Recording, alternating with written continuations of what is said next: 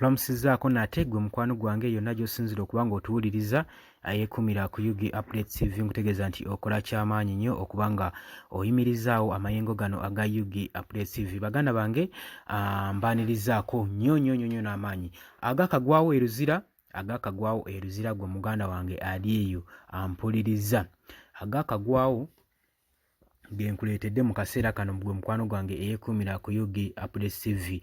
Okusinziira ku ba volunteers abagezaako coordinatinga okumakinga ku parliament, waliwo omuvubuka gwe baakwata, ono nno yali amanyikiddwa nga student e Makerere. Waliwo abadde amanyikiddwa nga student w'e Makerere. Agambye nti bamukutte olunaku olwaleero ng'agezaako okwagala okwekalakaasa, naye ye agambye awadde ensonga ze n'agamba nti nno sisobola kuyimirira buyimirizi kulaba ggwanga lyange nga liwaba, nga liseerera, nga ligwa mu bunnya, nga nze ndi awo ntunudde butunuzi, nga ndaba amalwaliro. Agamba nga ndaba amalwaliro tegaliimu ddagala, tegali mu mbeera nnungi, amasomo tegasobola kufandinga bayizi, enguudo zonna zibomose, tewakyali luguudo lw'osobola kuyisaamu wadde akagaali. N'agamba kati nze nnyinza ntya okusigala nga nyimiridde buyimirizi? Tunuulira amasomero, tunuulira amalwaliro, mazima ddala nga temunnankwata nammwe mu kirabe, mutunuulire amakubo, kuba kati neero munkutte naye ne w'okumpisa nammwe temuyina kuyiiya bweyiiya. Mutunuulire nammwe ensonga lwaki mutubeerako nnyo, temuyina mirimu, temuyina byakukola. Ensonga lwaki otunuulira population esinga obungi yenyigidde mu magye ne poliisi olw'ensonga nti n'ebyokukola tebiriiyo. Sigamba nti muyingira poliisi n'amagye olw'okuba nga mwagala, naye mulaba nammwe eggwanga lisusse okubeera ku unemployment, terina mirimu, emirimu tegirimu mu ggwanga lyaffe bannange, ti ne munankwata neera kasita nkyogedde.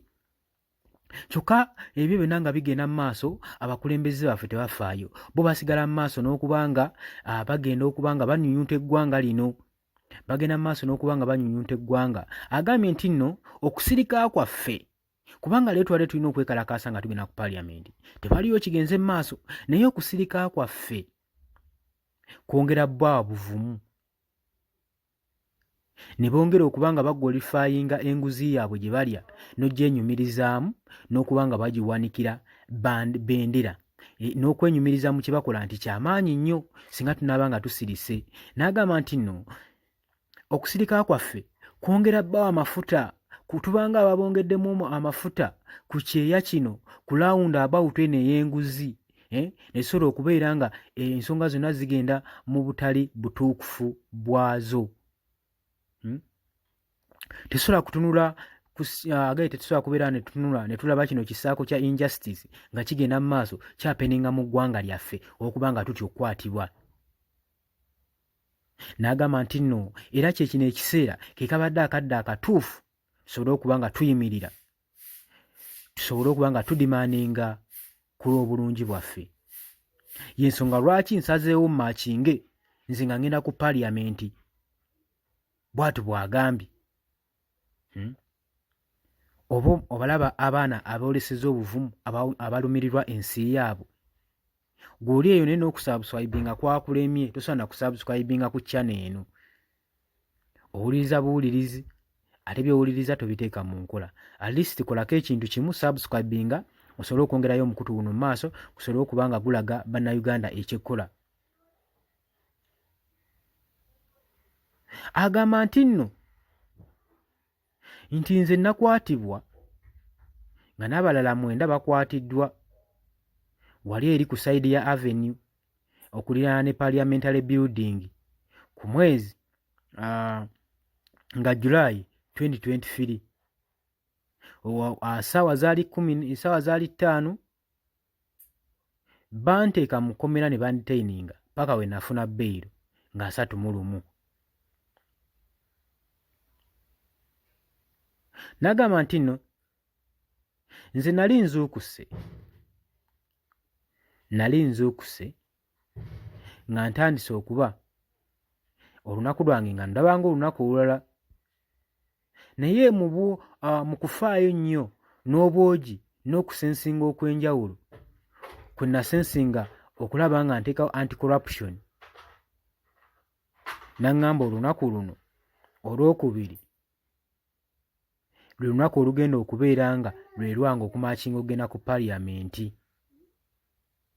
N'agamba nti nno lwamukolera significance ey'amaanyi mu bulamu bwe.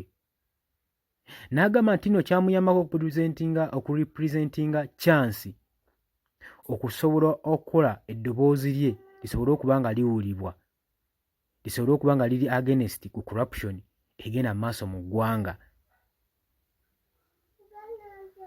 Agamba nti ekibuga kyali heavily nga kiteereddwako obukuumi, naye nze tekyaŋŋanya kurisikinga bulamu bwange kugenda mu maaso n'okuba nga nkola ki maakinga ku paliyamenti. Naye era waliwo abamu abavumu abanneegattako era nange ne mbagattako ne tusobola okuba nga tumaakinga paka ku paliyamenti omulundi gwaffe ogwasooka. N'agamba nti nno okukolera awamu n'abo balina okwagala eggwanga lyaffe lifuula eggwanga eddungi. Kino kyatuyamba okugabanako ka portion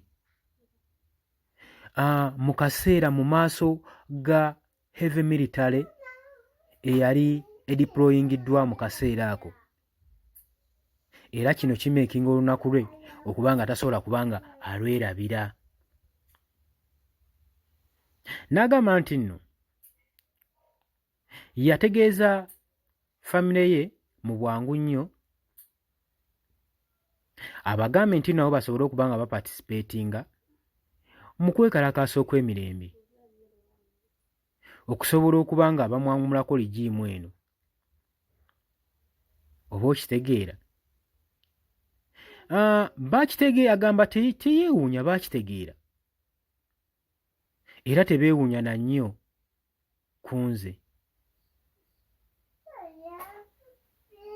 kubanga nze kye nali nsinga okufaako kwe kwagala n'eggwanga lyange okubeera obulungi, si kufuna sapooti ku cases endala oba n'eri abantu abalala. Nga maakinga tekyanneraliikirizaamu wadde n'omulundi n'ogumu, kubanga nze ekyantambuliranga mu birowoozo kwagala Uganda yange gimeekinga kubeera de better Uganda okulw'abaana bange ne bakadde bange, era kyampa determination, kyampa obuvumu okubanga nnyimirirawo ku lw'ekigendererwa ekyo. Okusibwa n'okutokyalingibwa ne detention, naye mu bwangu Uganda Police Force yajja gye tuli netusobola okuba nga etutiisatiisa, newankubadde baatukuba n'ebigambo, era nze mbategeeza nti nno okuva enatandika okwekalakaasa siri kyekimu. Kale n'olaba omuntu omuvumu ng'ono agamba bino bye mbagamba si bya bulimba, nabinyumizaako n'omukyala gwe bansiba naye. Kitegeeza mu ggwanga twetaagayo abantu abavumu ng'ono omuvubuka. Kitegeeza bw'oba onooyimirirawo ku kwekalakaasa ku nsonga yonna egenda mu maaso mu ggwanga olina kuyimirirawo bw'omu. Agamba bwe bamala otusiba twatwalibwa e Kampala Central Police Station, ekifo kyokka kye sitajja kwerabira ekyatwala ebirowoozo byange. We nnali eyo nakubibwa nnyo, natokyalingibwa, nayisibwa bubi nnyo. N'omusajja agambibwa okuba nga talina kisa, talinaamu ka buntu gwe baamuteekako okusobola okuba nga amutokyalinga. N'agamba nti nno baamukuba kibooko nga bakozesa batunes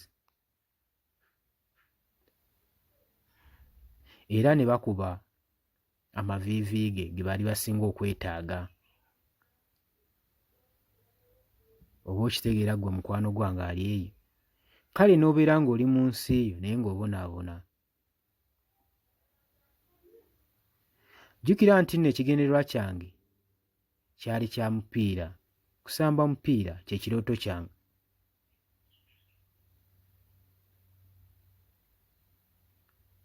Agamba ekinneewuunyisa, najjukira nga bano abasajja nga bankuba bagamba nga mbagamba naye temunkuba mavivi ne musambi wa mupiira, nga bamugamba nti ggwe olina wa mukisa nnyo tetukubye paka kufa, twandikubidde wali ku street nosobola okuba ng'ofa.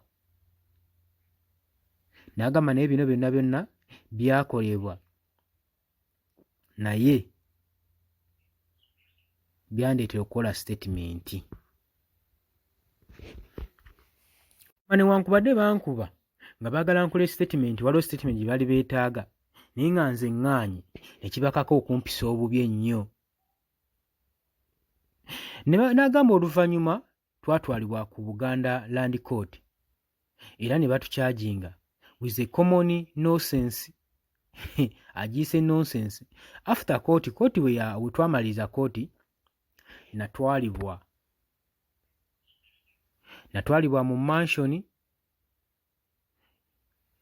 e Luzira prison e Kampala. Yagamba natuuka e Luzira nga ndi ka stretcher e Luzira, natuukayo nga sobola kutambula okusinziira ku ntokyalinga gye bali bantokyalinzeemu n'obulimu bwe nali nnyina, era nasobola okuyingira ku CPS.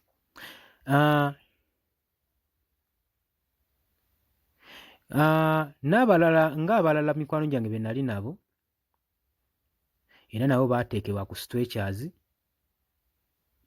era nabo ne batwalibwa mu kkomera mu ddwaliro ly'e Luzira. Eyo gye nasigala ne mikwano gyange twakwatibwa paka kutuwa beyiro. Ayagadde otulaga n'okuexpressinga ki ky'awulira na ki kye yalina mu mutima ng'agezaako okwagala okwekalakaasa. Oba okitegeera ggwe mukwano gwange ali eyo.